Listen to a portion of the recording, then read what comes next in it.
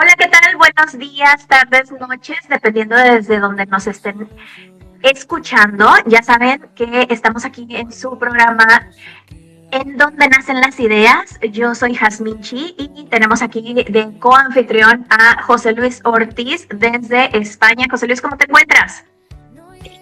Pues yo bien, de momento entero. Mañana no lo sabemos, a lo mejor estamos mal, pero de momento entero.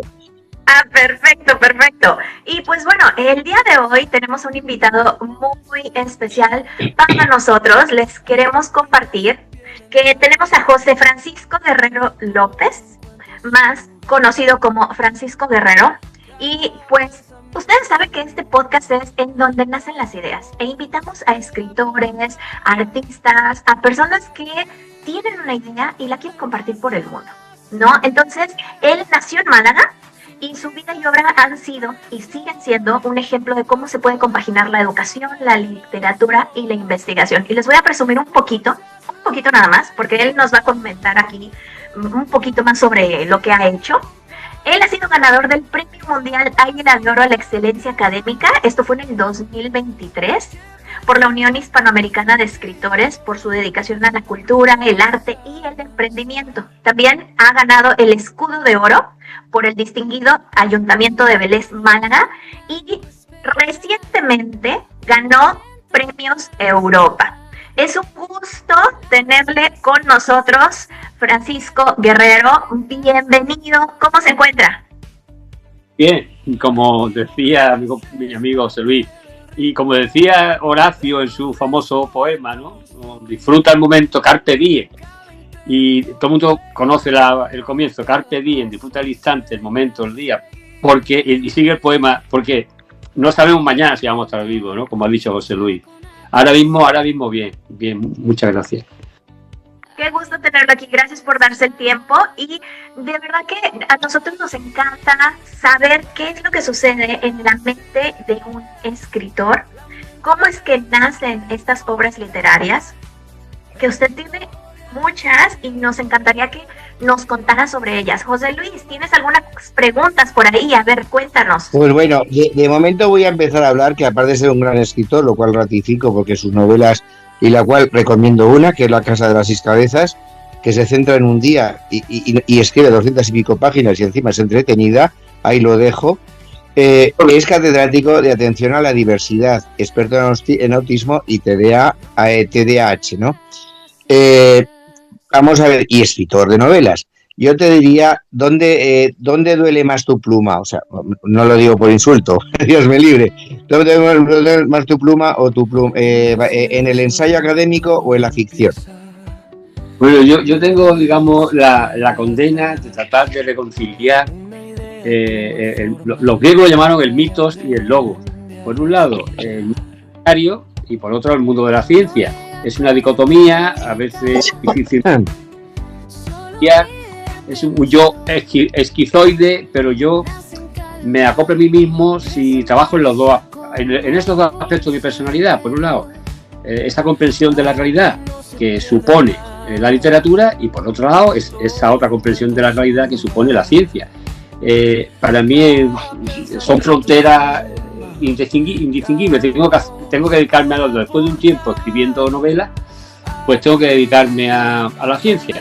Ahora llevo 1 año y medio que no escribo literatura porque estoy ya con diversas investigaciones sobre autismo y congresos. En los últimos 4 años 10.000 personas han asistido a los congresos que he organizado. Y ahora necesito biológicamente, psicológicamente empezar a escribir otra novela. Pero es que no puedo postergarlo más, tengo que empezar y en unos días voy a empezar a escribir otra novela porque lo necesito, igual que necesité, después de estar escribiendo 2 años la última novela, dedicarme a la ciencia. En fin, no sé si soy un escritor que da clase y investiga o un investigador que escribe. Yo creo que soy las dos cosas. A esta altura de mi vida me he dado cuenta que necesito esos dos mundos. Esa dicotomía para mí tiene que acoplar, para yo acoplarme a mí mismo. Es maravilloso cuando pueden converger ambas facetas en una sola persona y me encanta lo que usted está diciendo de que necesito, o sea, como darse ese tiempo después de haberse enfocado en un área. Me enfoco poco en esta otra área, y así va alternando por áreas dependiendo también de lo que pues su ser le está pidiendo, porque pues los escritores así son también, se van rigiendo de lo que va sucediendo a su alrededor y tienen más ideas, y por eso, como dice el podcast, nacen nuevas ideas y es donde empiezan a plasmarlas. ¿Ibas a preguntar algo, José Luis? Te interrumpí. No he interrumpido. Como digo, te iba a dar paso a ti. Yo no he interrumpido, Dios me libre. Yo no interrumpo a una señora y menos a ti. No tengo valor. Sí. Aquí algo que me llama mucho la atención es, usted escribe sobre novela negra e histórica, y bueno, y están ambientadas en su natal Málaga, y me encantaría que nos compartiera un poquito de estas novelas que usted ha sacado, que usted ha publicado. También usted tiene pues ensayos sobre educación y diversidad, y bueno, todo esto que usted muestra también en sus congresos, que son, uno puede decir, es que son cosas diferentes, pero no, todo se unifica y empieza a converge, ¿no? Entonces, me gustaría que nos hablara un poco de sus novelas. ¿Qué nos puede contar? ¿Cuál fue la primera? ¿De dónde nació? ¿Cuándo la publicó? Primero Pues, bien, fíjate si hasta qué punto.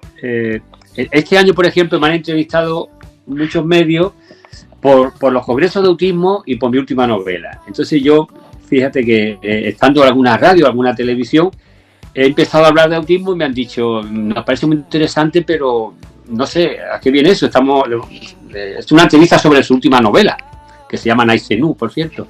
Y sí, lo siento, Naizenú. Y me ha pasado lo contrario también. Me han hecho una entrevista pensando que era sobre el autismo, y he empezado a hablar de mi novela, ¿no? Entonces, ¿cómo nace mi novela? Me has preguntado antes, ¿verdad? Pues cada novela es una historia personal. Yo estuve en mi infancia y adolescencia interno en varios colegios.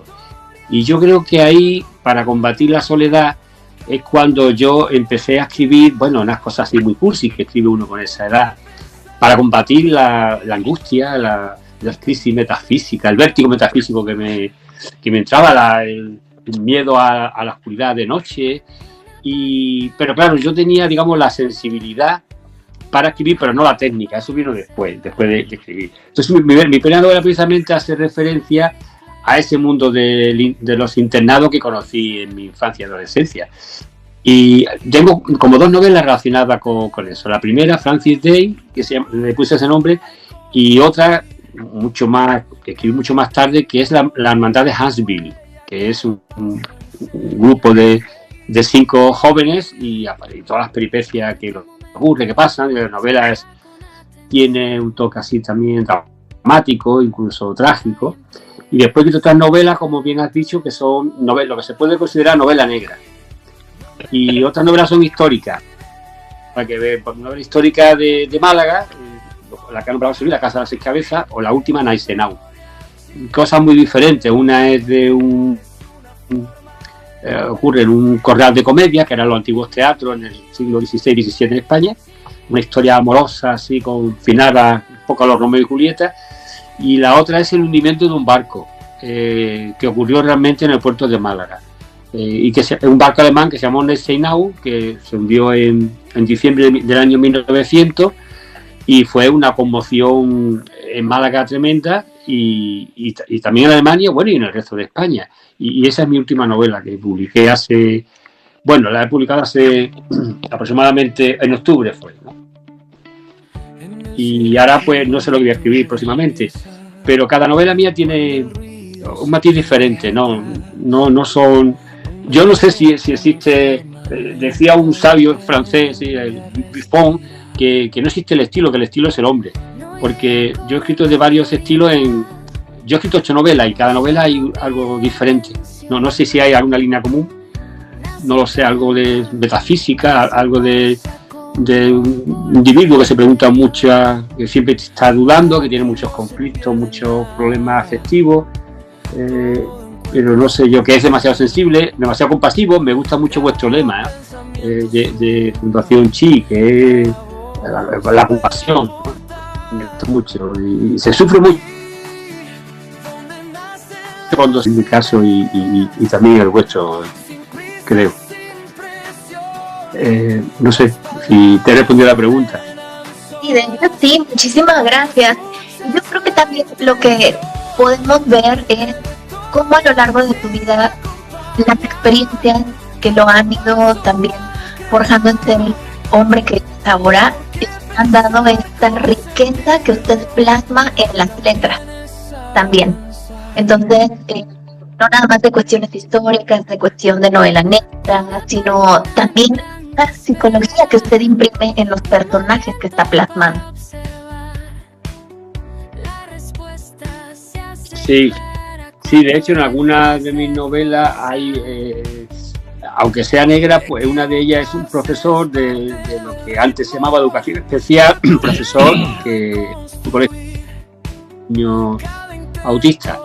Y bueno, lo que pasa es que por medio hay una serie de crímenes y tal, porque, hombre, a veces rentabilizo muchas lecturas sobre autismo y sobre otros temas que yo explico en mis clases, por ejemplo, el tema de los psicópatas, de los asesinos en serie o en masa. Y claro, pues yo también me aprovecho de ese conocimiento para plasmarlo en mis novelas.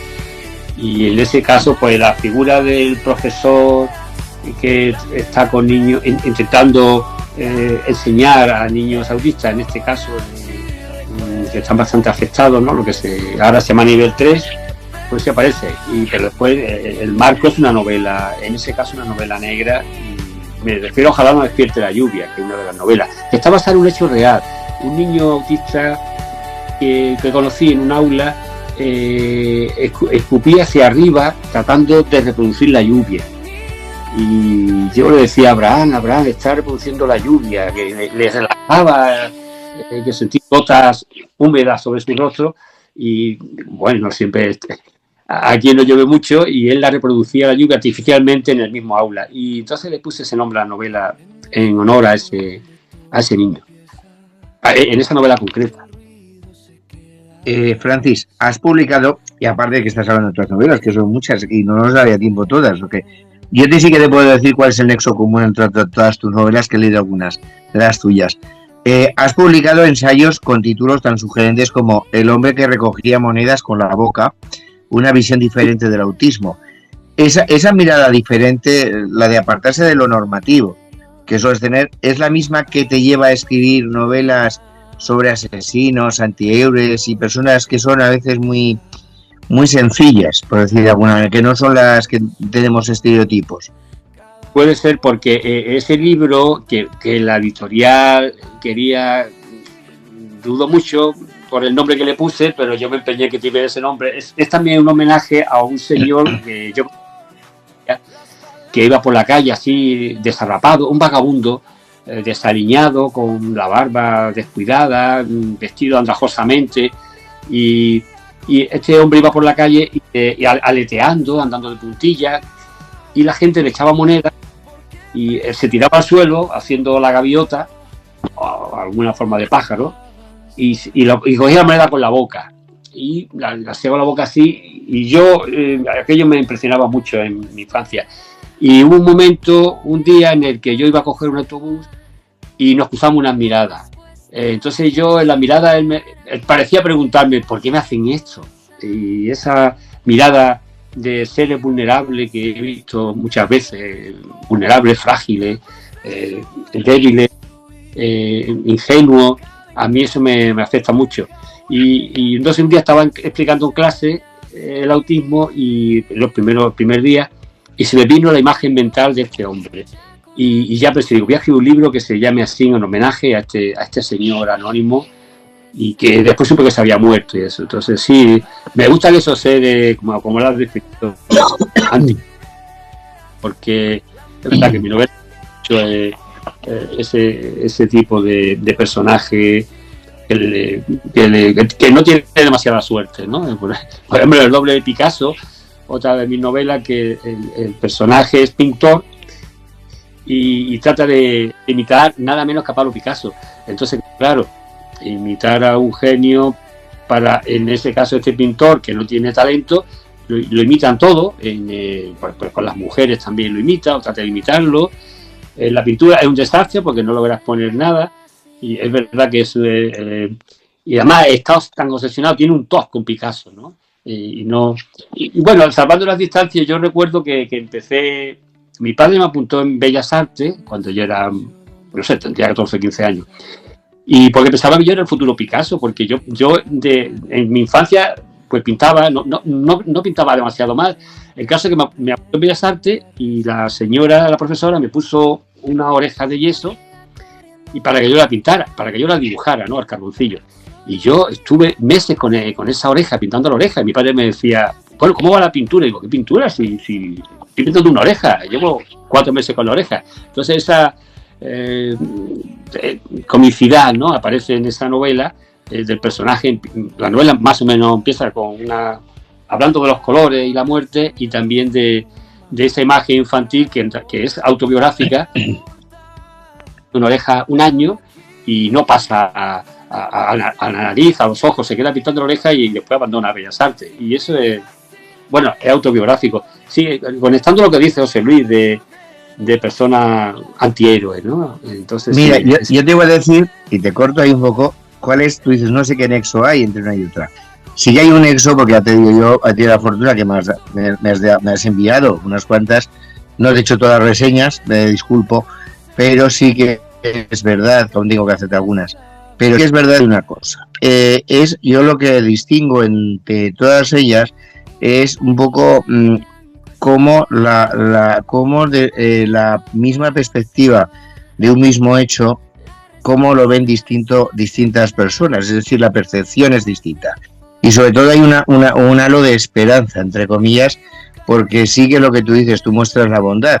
Y sí que aun dentro de lo malo, siempre intentas focalizarte hacia lo bueno. O sea, siempre hay un momento que hay un pequeño giro, aun siendo cuando lo van a uno a justiciar, tal, siempre hay un pequeño giro o guiños de esa esperanza o esa bondad que de alguna manera, hasta que no llega al final, no se hace, ¿no? Y entonces yo creo que ese es un punto común en casi todas tus novelas.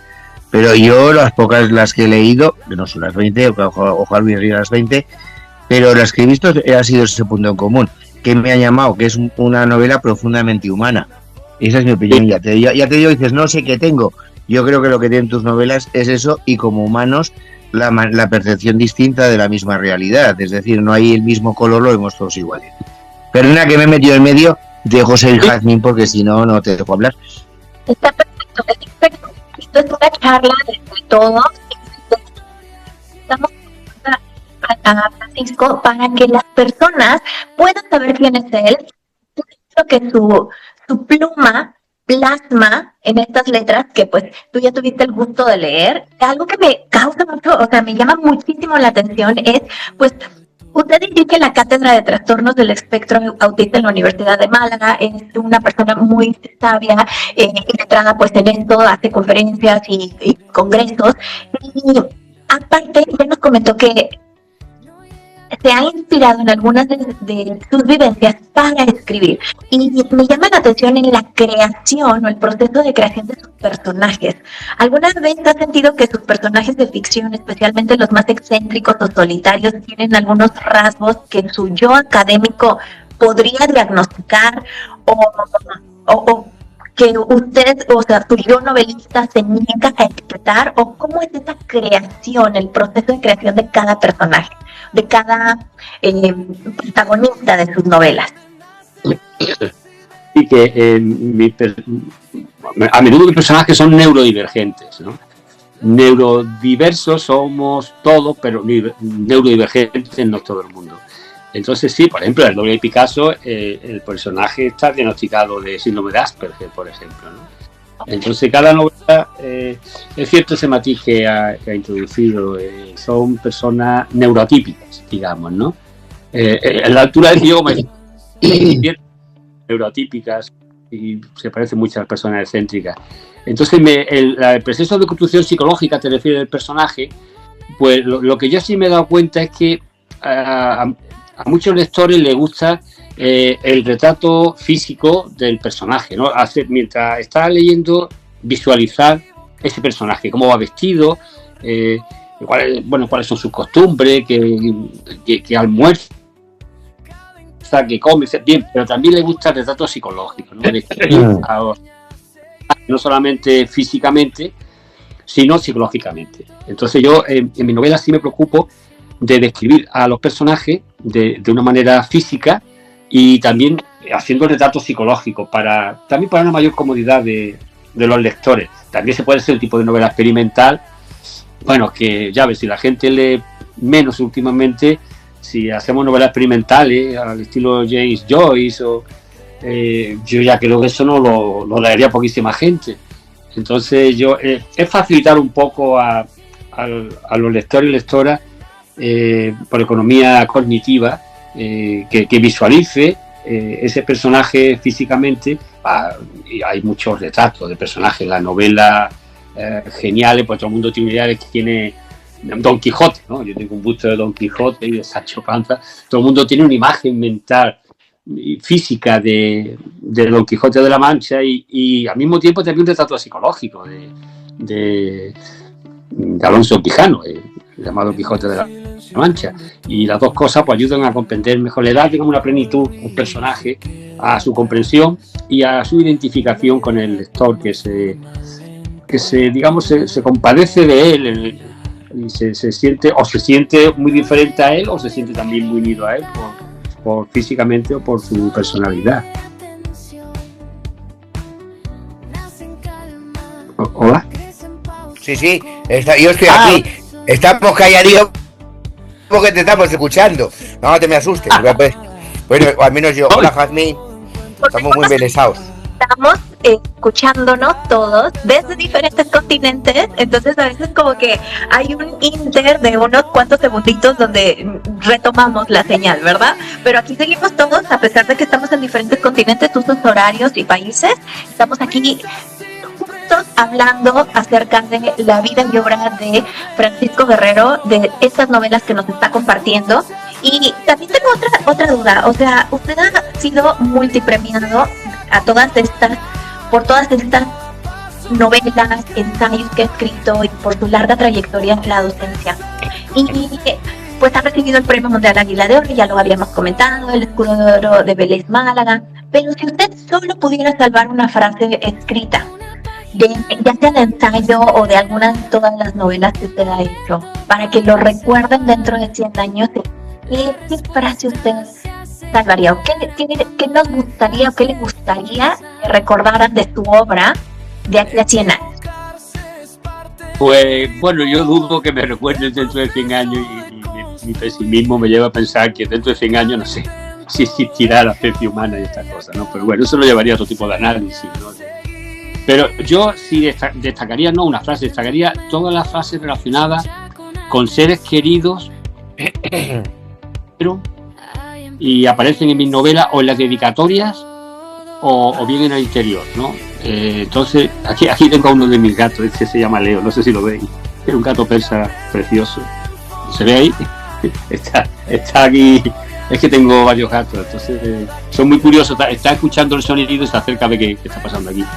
Entonces yo recuerdo que mi hermana falleció y mi novela Ojalá despierte la lluvia tiene casi 600 páginas, pues lo que más trabajo me costó fue la dedicatoria a mi hermana. Estuve 3 días para hacerla, porque no paraba de llorar. Entonces, si algo quiero que se recuerde, pues la dedicatoria a mi hermana.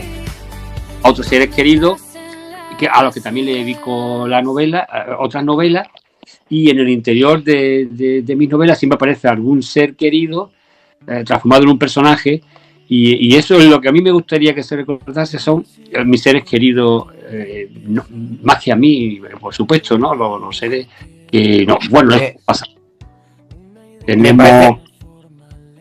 Me parece una cosa, te digo porque el tiempo se nos va acabando. Si quieres haremos otra más. Yo creo que este paso a lo mejor habría que hacer otra más. Pero como queda poco tiempo, yo te digo una cosa y voy a cambiar un poco de tú dices de los gatos. Vamos a poner, tienes varios gatos además. Yo antes tenías varios, creo que algunos se llaman Seneca, Sophie, Alki. Bueno, que algunos a lo mejor no están ahora, claro. Y los gatos son importantes en tu vida. Si tuvieras que quedarte con uno de ellos, de los que ahora tienes, para que te ayudase a escribir una novela negra, ¿cuál sería el que elegirías y por qué? Y es que es una pregunta muy retorcida, pero bueno, eso porque seguramente te das predilección por alguno de tus gatos. No sé si sabe que hay muchos escritores que tenían fascinación por los gatos. Mark Twain, por ejemplo, o Freddie Mercury, Baudelaire cuando murió su gato, escribió esa poesía maravillosa, ¿no? Acariciando en mi recuerdo su lomo eléctrico, ¿no? Es una palabra bellísima. No sé, a mí me afectó muchísimo la muerte de Séneca, que falleció. A él le dedico mi novela La casa de las 6 cabezas, por cierto, que fíjate, murió cuando estaba ya, había terminado ya la novela, ¿no? Y todo me aporta.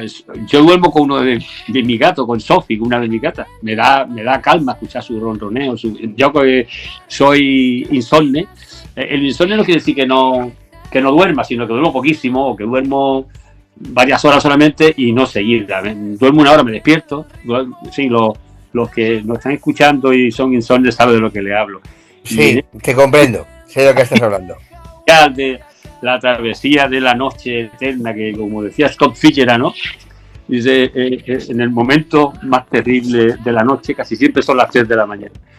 Bueno, pues siempre me acompaña Sophie en mi insomnio y me da mucha... Y duermo mucho mejor gracias a ella. Entonces cada gato te aporta algo, te aporta algo diferente. Como las personas. Yo creo, ya que el tiempo se nos echa encima, es que el tiempo pasa rápido, más de lo que queremos, creo yo. María y Jazmín está de acuerdo conmigo. Sigue, a lo mejor, Randy, si te parece bien, quizás habría que mirar, si él quisiera, a lo mejor más adelante, cuando nos dé el tiempo y la vida, hacer alargar a una parte 2, como Indiana Jones, como la película de Indiana Jones. No sé, ¿tú qué piensas, doña Jazmín?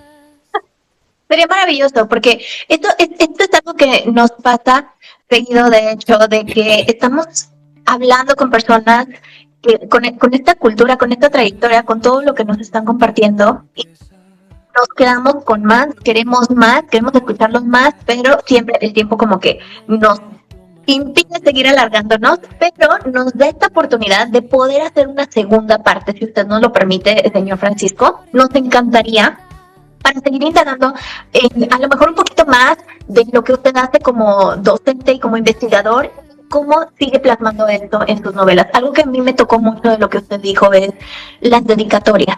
Yo creo que esa sensibilidad que usted también comentó, que tuvo de siempre, pero que le hacía falta un poco de técnica, es algo muy, muy bueno. Ver cómo esa misma sensibilidad se sigue plasmando, y es lo que le gustaría que perdurara a través de los años a las personas que usted les está compartiendo, o bueno, dedicando estas novelas. Es algo fascinante en la mente de un escritor. Ahorita que lo dice también con Sophie, por ejemplo, yo creo que hay muchos de nuestros de las personas que nos están escuchando y también que nos leen en la revista, que lo vamos a invitar a que nos escriba también algo para nuestra revista, si usted desea. Esa conexión que muy pocas personas entienden, que se tiene con los animales. Usted dice, duermo hasta mejor cuando estoy con ella. Y es muy cierto, y muy pocas personas comprenden y tienen esa sensibilidad. Yo lo comprendo perfectamente porque tengo a mi perrita también, Pai. Yo soy más de perros que de gatos, pero es exactamente lo mismo. Te da una paz y una tranquilidad que ahorita yo escucharlo, yo digo, wow, qué maravilloso saber más personas en el mundo que no nada más comparten esto, sino que ya lo están plasmando y ya lo están llevando a las letras. Entonces es maravilloso. Sí, claro que me encantaría, si usted nos lo permite, José Luis, le hacemos ya mismo la invitación a una segunda parte. ¿Cómo ves? Yo por mí bien. Yo sabes que contigo yo no te llevo la contraria porque salgo perdiendo. Por tanto, nunca la voy a llevar. Es una cosa que he aprendido. ¿Y usted, señor Francisco, qué opina? ¿Cómo ve? ¿Se me oye? Sí, se claro. Te escucha alto y claro. Vale, perfecto. Pues oye, encantado de hacer otra segunda parte, ¿eh?